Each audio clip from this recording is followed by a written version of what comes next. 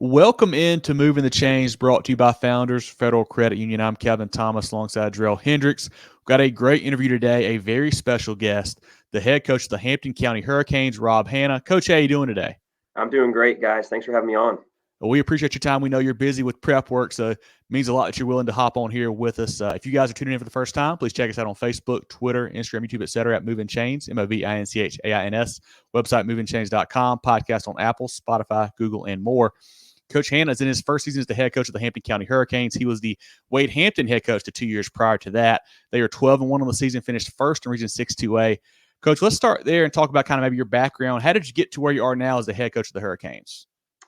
You know, when I got into football back in 2008, 2009, I knew a lot of football, but I never played in high school. And I always coached track in high school, and I did some volleyball and some other sports, and actually played college golf. And the AD and head coach at the time brought me on staff, and after 1 year said, you're a great teacher of the game. And I've always believed that coaching is an extension of teaching. If you're a good teacher in the classroom, you're going to be a great coach. And I've taken that to heart my whole life. And I had some great head coaches I worked under, and learned the ropes through them, and some other ADs as well, and just helped me get to where I am. I give a lot of credit to Matt Fligg and Jerry Brown, who were at Wade Hampton for 6 years combined, for kind of turning me into the coach that I was. Matt believed in me to make me an offensive coordinator and help him with the play calling and diving a little deeper than just being a position coach. And then Jerry Brown, after 1 year, he earned the trust of me, where he kind of turned over a coordinator spot to me and made me assistant head coach and helped me to make a lot of decisions. And it wasn't until I worked for him I wanted to become a head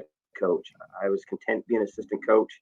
I've never needed to be in the spotlight, and but working for him, just learning how he did things and how detail oriented it was.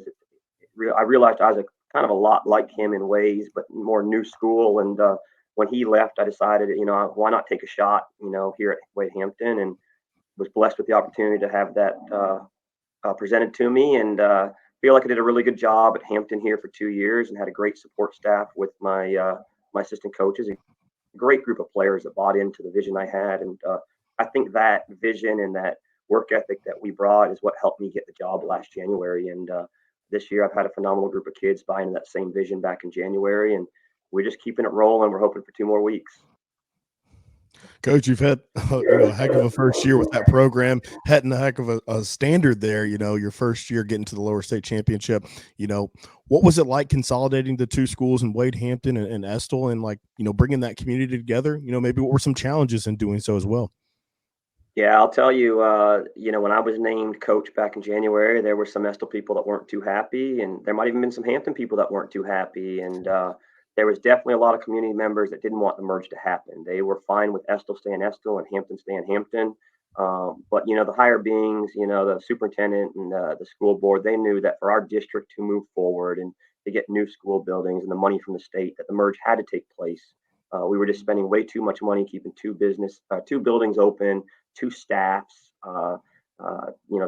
teachers, bus drivers, coaches, all that. So the consolidation happened this year, and I think it's a great thing for our community. Our industry in Hampton has really gone down over the last 15 years, and there's really not your new families moving here. And I think the only way to stimulate some growth in our community is this new school. And, I think this new school and this merge is giving our community hope. My proudest thing for this team this year is what we've done to bring this community together, because we started this journey back in January, and we had a closed door meeting, and some things were said in there about how everyone felt and what needed to be done to really get to the moment we are right now. And there was a lot of naysayers that didn't believe in it, and wanted to find anything they could to try to break that. Our team, we talk about brotherhood, break that brotherhood apart. And since the season started with a good year and good start, a lot of those outside noises have really dwindled down. And our Hampton community, Hampton, Estill, Early Branch, Yemassee, Brunson, they support our athletics so well. We've had pack stands everywhere we've gone, and you don't hear so much of that negativity anymore. You hear a lot more of, with what we've done on the football field, saying, "Hey, maybe this merge was a good idea. Look what we're doing in athletics." Winning certainly cures a lot of things, doesn't it, It sure Coach? does. That's looking back to last week, round 3, you guys took down Andrew Jackson 37-21. What did you guys do well in that ball game? Let you come away with the big win there? Well, we had a great game plan, and we take pride in being a physical team. And we got up to a pretty early start. We got up first 2 possessions. I think we scored in 4 plays. Zion broke about a 20-yard run for a touchdown, and then the next series they went 3 and out and punted at us. And we put together a 91-yard drive.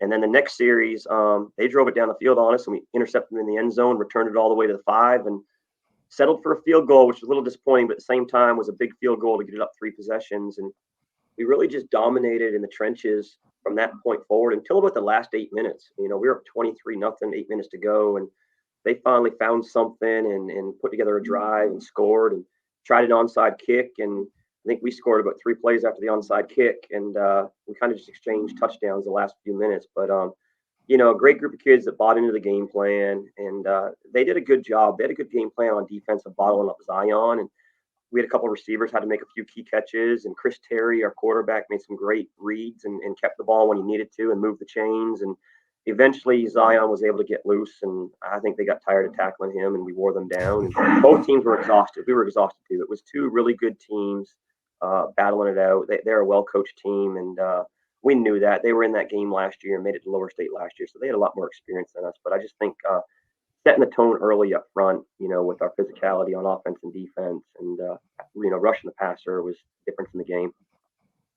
For the listeners and viewers that haven't seen your team play, including us, we have not been able to see you guys in person. What types of schemes are you running on the offense and defensive sides of the ball, and do you call plays, for either side? Yeah, so I believe, I'm an offensive guy. I've been a defensive coordinator over the years, but I believe, even though I'm an offensive guy, I want my best 11 on defense, and we're going to run the ball. And so we've got a very gap sound defense on defense, but we are very aggressive up front. We like to create negative plays, tackles for losses, sacks, incompletions, things like that to get the team behind the chains. And when we get them in second and third and long situations, that's when we're at our best because we have a great pass rush. And we line up the exact same every time, whether we're in cover 2, cover 3, cover 4, whatever it is. We're line up and disguise what we're doing and do a great job of bringing that. Offensively, we're a power running team, but we do it out of the spread. We're going to run a lot of power counter sweep, quick game passing, and a lot of our passing is off that power running game. We'll set up play action. I do call the offense.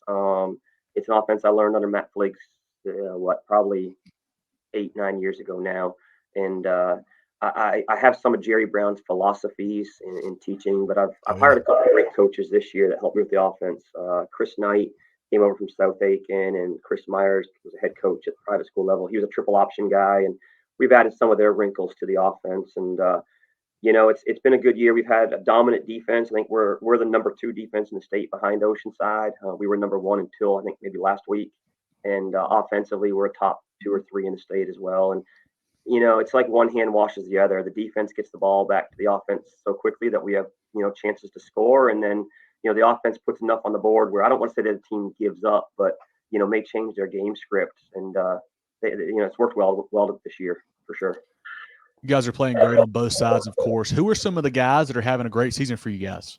Yeah, it starts with Zion Dobson on offense. He's our bell cow.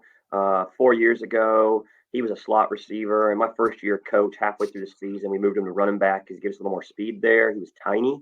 But now, here we are 2.5 years later. He's a very physical. He's 5'10", 173, but he looks and runs apart. He's worked on his speed in the offseason and track, running that for, 6 years now. And this year really putting it together. And he's a kid early in the year. We were only given 10 to 14 touches a game. And then I think it was about the Barnwell game, our last game of the year. I said, we've kept him fresh. He's 9 games in and only has 120 something carries. I said, we need to, he's now getting 20, 25 carries a game. And it starts with him up front in the O-line. I mean, we're very fortunate. We've got some big guys up front that do a good job dominating other teams' defensive lines and getting that extra guy in the box. And then we can hit him over the top with some of our receivers. We got a lot of speed on the outside. We've got athletes at all 4 receiver positions that I feel in any given night are better than the guy they're going to line up against. And then on defense, it starts with Kayvon Chisholm. He's a D1 prospect we have that came over from Estill. He's one of our 12 Estill guys. He plays H-back as well on offense, but he sets the tone on defense. And Mandrell Sanders, who's a junior, he's probably our top 25 guy at outside linebacker, gets a lot of negative plays in the backfield and just very aggressive and fast. And so them coming off the 2 edges really helps. Got the announcement a few weeks ago that Zion was going to be a Mr. Football finalist. What kind of boost did that provide your team, and did it give extra juice, to the program and community, going into the stretch run there? Yeah, I know when he got announced for that, I had a team meeting and I congratulated him on the award, but I wanted to congratulate the coaches and the team on the award because I feel like that's a team award.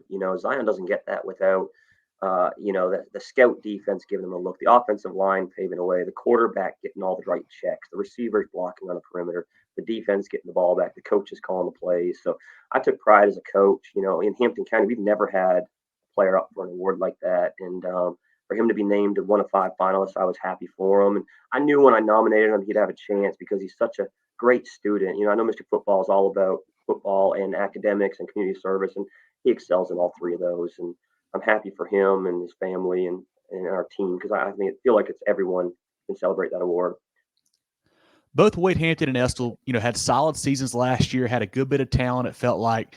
Did you see this type of run coming when the 2 schools, combined, or was there some worry about getting kids to jail and kind of things on that side? So the whole concern was the gelling part. Wade Hampton last year, we had a good team, but we only had 6 offensive linemen. And, we go against teams, and all 6 of the offensive linemen were playing defense, and we just get wore out. We graduated all but one of those O-linemen. Sorry, 2 of those O-linemen, I guess. And Estill, all our skill positions returned, a quarterback, running back, all our receivers. And Estill, they had the linemen. They had a lineman plus some added skill positions and linebackers. And so I knew there's talent up front. The buy-in was the concern, but I was very fortunate that January last year, the superintendent let me, from my weight class, bus 20 Estill boys to Wade Hampton in the spring, and we put 28 Wade Hampton boys in there. That's basically this year's football team minus some kids. And we started in January with bringing those kids together. And my strength coach, who's my defense coordinator, him and I, we had multiple meetings and just kind of had a plan and a vision we wrote down. And it started with just doing little things in there. We made accountability teams where they had to trust each other and rely on each other. And we had to have so many Hampton and Estill guys on each team. And, just things like that. We did community service projects together, and we started practicing in February once a week. And then we got to March and April, and we're doing 2 days a week. And just got the whole process rolling. And, those guys, they love each other. And that's the thing. They've always loved and respected each other, even though they were competitors. It's been the communities that haven't supported it. Hampton community, well, you can't be friends with that Estill kid. They're from Estill. We're crosstown rivals. So I saw the talent, and I saw of course, everyone did, but it's still, you gotta put that talent, you gotta put the structure in, and the the commitment, the sacrifice. You gotta have discipline, and we put all that together and making the run we have. And it not, I tell people all the time this story. It's not everything's been rainbows and butterflies. That we've had our rough moments, and we've had moments where, as a coach, I didn't know, 4 days into camp, I didn't know if it was going to work. We weren't practicing to the standard that I like to practice to. And, I had to talk to my coaches and say, hey, we got to hold them accountable. If they don't play. And that's one thing I try to do is I try to set the standard and then live by the standard. If a kid misses practice, sorry, you're not starting. You miss 2 practices, you're not dressing. And, last week we had a kid on game day getting a little bit of trouble in the school, and he's a starter on defense, and he sat Friday night. And our first round playoff game, we had a kid, violate team rules, and he sat for the playoff game. So I feel by holding kids accountable day in and day out, it helps them, I guess, develop the mentality to do right. And when they do right, they have a better chance to be successful on the field. Coach, we've talked about the players and the community coming together, but you also had to assemble a staff there. What was that process like? Were you able to pull some guys from Estill? Did you keep your staff intact from Wade Hampton, or, reach just some outside sources as well? Yeah, a little bit of everything. I immediately day one reached out to all the Estill coaches and interviewed them and offered them a job. And I actually didn't have any buy-in from them until the week before camp this year. So I kind of started assembling a staff, and I had a few guys from my Wade Hampton staff that I needed to replace. And so I advertised some jobs, and I was able to get Chris Myers right away as an OC from John Paul II in Bluffton. And he's been at Hampton County and Dorchester Academy, and he came on board. And then Chris Knight and I, we've known each other for a few years. I almost hired him last year when we were Wade Hampton, and reached out to him. He was going to West Ashley, and my baseball coach left to go to Barnwell, which is where he's from. And he was kind of my right-hand man. He was my special teams coordinator. equipment guy, my offensive mind. And I reached out to Chris and said, hey, I got a head baseball and football coordinator. Are you interested? And he's like, I am. Can I teach PE? West Ashley wasn't going to let him teach PE. So our district was able to put him in the PE classroom half a day. And he came on. And then, when he came, I reached out to his dad because I don't have any older guys on staff. I'm the oldest guy at 43 years old. And I've never had that old guy that I can bounce ideas off for experience. And even though I'm 43, I feel like I'm a young coach, and especially being a third-year head coach. And I said, do you mind coming on Fridays and being in the press box? And he goes, well, Coach, I might want to be more involved in that. So he ended up coming on full-time. And then I ended up getting the Estill coach committed the week before the season. And one of our middle school coaches came on board. So it's a little bit of everything. I got a great staff, got, 11 guys, one's a volunteer, and they show up every day and put the work in just like the players, and very thankful to have them. Really am. Coach, lower state championship this week against Oceanside Collegiate. Tough matchup, of course. What challenges did Lane Sharks present as you kind of, prepare for that ball game this Friday night? Yeah, they're a well-coached team. We I don't know if you know, we played them last year, second round of playoffs at Wade Hampton, and we went in that game, felt like we had a chance to compete, and we blinked. It was 28-0. And when I say blinked, it was about 9 minutes in the game. It was 28-0. And we fought back. We ended up scoring 28 on them that game, but we lost 70-28. As fast as we scored, they went so fast down the field. So I know that they can go tempo, and that's something we prepared all week in practice. I like our shot better this week. We are so much bigger up front. I got multiple 300-pound guys in the O-line that match up better than my 190-pound center I had last year and 205-pound guards. So, but they're big up front. They're physical. They're very, very well coached. We like to run the power and counter, and they're very good at defense on spilling those outside, but taking away those down blocks and don't allow you to kick them out. Offensively, they do a good job of running the football first, and they're very multiple in passing. If you shut down the run, they're able to pass, but it starts with the run. We got to shut down the run on defense, and we got to be able to run the ball on offense to have a shot. And I like our chances. We match up pretty well with them on paper, and now they got experience. None of my kids have played in the game this big before, and they have. But I like my kids. I like my dogs in any fight. That's for sure. I just want to talk about also the atmosphere down there. Kevin and I were very, very close to coming down to that Woodland game. I wish you would have. We're glad we did it, because for us, who don't have a dog in the fight, that would have not been a football game that we wanted to see. But what's that been like? What's a typical Friday night? I don't think you're playing there again this year, but no, how is it we're like not, this year? Unfortunately, it's a good atmosphere. Our stadium is unlike anything in South Carolina. You're right on top of the field. It's an old school stadium, but it's been renovated, but your sideline is 8 feet from the bleachers, and right there. There's no room, so you hear everything in the stands, and it's a good size. We had about 1,500 people in the stadium Friday night for third round, and it was a good atmosphere. But people show up. They like to come watch their Friday night football, and they support all sports, not just football. But that Woodland game, I wish you would have came to. It was a special show. Our kids were very amped up. We were on TV that week, and we kind of figured that was for the region title. We thought Woodland was the second best team in region behind us. Ended up being Barnwell, but we played a perfect game. I mean, we ran the ball, threw the ball. I think Woodland had 23 yards of offense that night. We had 523. Zion, he had 17 attempts for 275 yards and 5 touchdowns, all in the first half. Didn't play second half. We were just, I told our team, if we play like that, we have a chance to beat anyone in the state. And it really was. I lost to Brooklyn Casey. We lost to Brooklyn Casey in a game we felt we could win.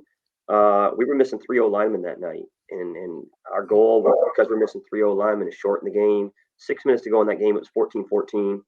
And they had a 3rd and 7 where we got a pass interference and a personal foul on the same play, and they scored the next play. And then we went 3 and out, 2 minutes left, and they scored again. And so I think that game, if we're healthy, could have went another way. But that game was a good loss. It refocused us. The next week, I put the boys on a bus from 1978 to drive to Ridgeland. And I said, you lose, this is the bus you ride on. And I went to Ridgeland and had a perfect night there. And I think we won 56-14.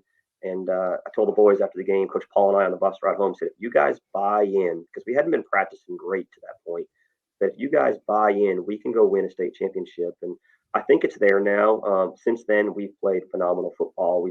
Pretty well every team we played, we've I don't want to say blowing out, but we beat comfortably.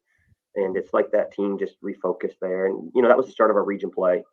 So, we played good. We got a shot. That's for sure. Take your financial game to the next level with Founders Federal Credit Union. Reach your full potential. Relax. Join Founders today. Visit an office near you or relaxjoinfounders.com to apply. Federally insured by NCUA, member qualification required. Well, Coach, got a couple easier ones here before we let you go. All right. As you load up on Friday heading down to Oceanside Collegiate, what's going to be on that pregame playlist to get you ready for the big matchup? I leave that to my coaches. I don't know what they play. Coach Paul, and he's in charge of music, but I'm sure he'll have something on there. But our walkout song is "Thunderstruck" from AC/DC. That's what we walked. We have the hurricane walk through our stadium, so we play a hurricane siren and then walk out to "Thunderstruck" or run out to "Thunderstruck." Kevin and I are big foodies, so we have to ask every coach, what are some of the best restaurants down in that Hampton County area? Because we missed out not coming to that Woodland game. Yeah, well, Hampton isn't known for its restaurants. I'll tell you what, I just bought the team fried chicken and mac and cheese from Food Line, and it was darn good for lunch today. But our number one spot is Rigdon's Fried Chicken. It's a little hole in the wall place. I send everyone to Wes Kerr and Justin Jarrett from Loco Sports, and they come into town. That's where they go.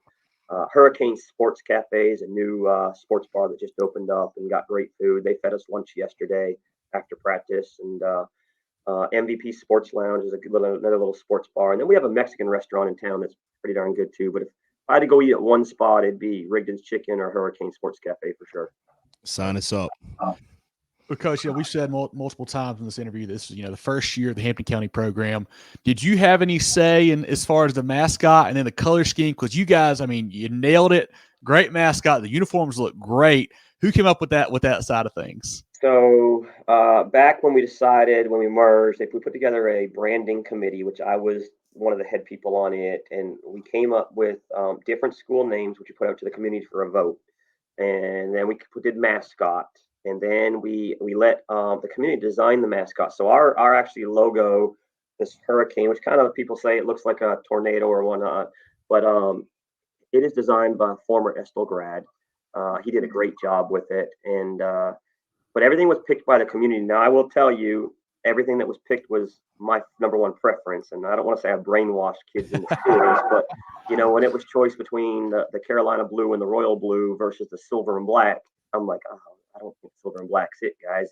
Allendale's black. And, a lot of people want us to be the Eagles. I'm like, well, you got the Buford Eagles. And Hawks was another one. And I think it's original being the Hurricanes. At the time, Wren was the only school in the state that's the Hurricanes. Hardyville has now separated from Ridgeland, and they're going to be the Hurricanes again, which they used to be back in the day. And then uniforms, as an athletic director, it was fun, but it was a lot of work, having to put 23 teams in new uniforms. So I let all the head coaches do the designing, and I'd approve it. And we spent a lot of money on uniforms. And I always said we should have put either red and Estill's gold or yellow into the logo, because all our practice uniforms and our whole schools had to be repainted. The only thing they haven't done is the gym. They're adamant to keep both school gyms, the old gyms, because of the history in them. So, with us playing our basketball games this year, we're going to play half at each school's gym. One will be at Estill gym, and our gym has Wade Hampton Red Devils still on the floor. But it's pretty fun. And our football uniforms, I think they turned out phenomenal. The color scheme, I was hesitant to go with the Carolina blue helmet, and I got talked into it by one of my reps. I'm glad I did. And Coach Paul and I did the football uniforms, and I love our away uniforms, our white, which we'll wear this week. We're not going to wear white pants. We haven't had the best of luck wearing the white pants this year, so we're going to wear the blue pants this Friday with the white jerseys. Coach, it's been an absolutely special season. What's been the most memorable moment that you've been able to share with your team this year? Oh man, it's been such a roller coaster ride. It's been an awesome ride. I don't want it to end, but the whole season's been memorable. But I think my favorite memory every year as a coach is we do camp in our gym. We bring the kids in the first day, and Mama drops them off with an air mattress and a pillow, and picks them up 4 days later. And that time spending with those kids for those 3 nights, and we end it. We do something fun this year. We went to a water park and had some fun. And then during our bye week, I took the boys to try to surprise them, but they knew it was coming. Took them to Top Golf for a couple hours. Love it. So those things outside of football are probably my favorite memories, because I'm a believer that the game will come and go, but the memories and the relationships you make is what last a lifetime. So, me getting to know these kids and the memories I'm making, that's my favorite memory. Well, this has been great. I definitely everyone to go check out Coach Hanna and the Hurricanes program on Twitter and Facebook. They do a great job posting updates and highlights of their kids. Definitely check them out on there. Like I mentioned, follow us on Facebook, Twitter, Instagram, YouTube, etc. at Movin Chains, movinchains.com.